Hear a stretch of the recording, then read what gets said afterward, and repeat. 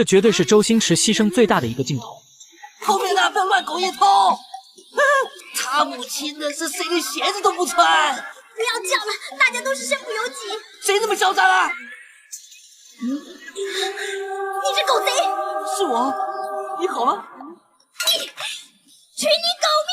就在这关键时刻，两大高手催动内力震飞闲杂人员。而独臂神尼本是明朝公主，一生都致力于反清复明大义。在发现皇上没了贴身侍卫后，招招直取其致命要害。关键时刻，神龙教教主出手护驾，并且武功还略胜神尼一筹，而神尼没能做到一击必杀。现在再想靠近皇上，简直就难如登天。于是分别抓了韦小宝和吴应熊跳崖逃命。神龙教为了快速找到4人，立马千里传音，一路上沿途拦截。这一嗓子速度极快，神尼几人刚躲进密林之中，就有教众循着踪迹追了上来，双方顿时再次展开厮杀。而由于刚才和教主对拼了一场，导致神尼内心紊乱，对战几个教众明显非常吃力。眼看对方挥出致命一击，关键时刻一声枪响，嘿嘿，能够死在我一阳指之下，也算是你的福气。什么一阳指啊，火枪就火枪嘛，你为什么帮我？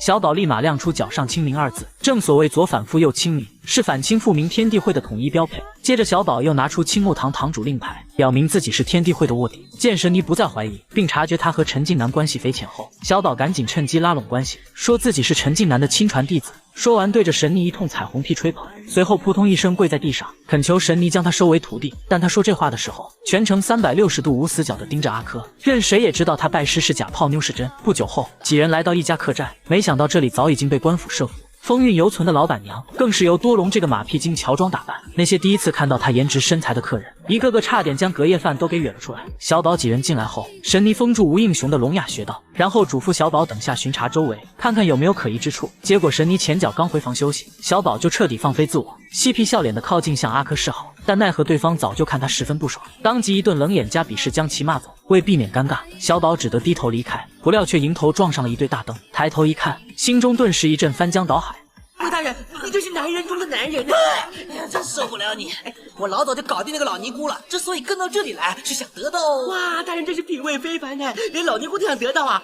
卑职真是佩服佩服。韦小宝打断多隆越来越离谱的猜测，表示这一切其实是为了泡到阿珂。随后他让这些人按兵不动，自己则换上泡妞神装虎头衣，并且拿出至宝我爱一条柴撒在凳子上后，哄骗阿珂坐下，说有要事相商。谁知就在这时，神尼突然进来坐了上去。见此一幕的小宝赶紧出言提醒，并且找借口让神尼起身。奈何这一切都是徒劳无功，最后还被神尼给撵了出去。也就在下一秒，神尼体内我爱一条柴毒性开始发作。要知道此药性之毒，任你武功盖世也抵挡不住，是采花贼奉为至宝的迷幻药剂。如今神尼已经到了疯批状态，不断从人群中寻找霸王硬上弓的对象。而如此荒诞滑稽的突发事件，同时也给了吴应熊机会。他对着阿珂一番甜言蜜语，并许诺登基以后他就是太子妃。这么有钱有势又这么会聊，阿珂这个钢铁直女听完就沦陷了。接着他趁机打晕师妹，带着吴应熊逃离了客栈。与此同时，神龙教人马终于追到这里，埋伏在客栈外的多隆手下还没来得及出手，就统统被教主龙儿送去了西北。眼看后有神尼发疯，前有神龙教索命，多隆开始慷慨激昂地表示忠心，等下就算自己战死也不会后退半分。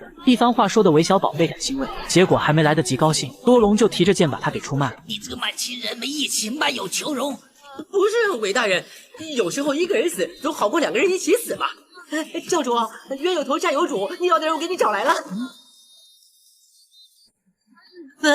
干什么扮女人呢？娘娘腔！随着教主阴阳怪气的一句我会回来找你，小宝这才恍然大悟，眼前教主正是当初的假太后，怪不得他事事与自己作对。明白这一点的小宝当即心思一转，秉承着伸手不打笑脸人的真理，跑到教主身旁一通阿谀奉承。而在他的3寸不烂之舌下，教主龙儿的戾气果然消了不少。见此一幕的多隆赶紧撒丫子跑路，完美演绎了什么叫背信弃义。小宝想趁机浑水摸鱼一通逃跑，却被龙儿一把给揪了回来。而他之所以会改变原先样貌，是源自他们神龙教的一种独门功法。当初他回到神龙教时，碰巧正是师傅的大限之日，师傅在将教主之位传给他后，也在血池里将全部修为传给了他。但这种功法有个弊端，就是千万不能失去童女之身，否则自己8成功力就会转移到得到他的男人身上。而现在的龙儿还不知道，眼前这个男人将会改变自己的一生。他现在只关心世子吴应熊的安危。结果就在这时，发疯状态下的独臂神尼看到了龙儿又粗又高的发髻，果断将他当成宣泄工具，毫无章法的向着龙儿扑来。眼见赫赫有名的独臂神女被造得面红耳赤，疯劈头，龙儿见状准备尽快将其解决，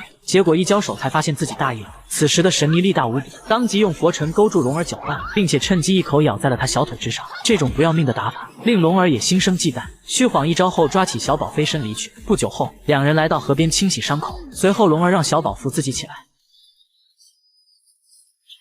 你干嘛？扶你起来啊！而由于伤口还没复原，行走时龙儿不小心一个凛冽倒进了小宝怀中。好香啊！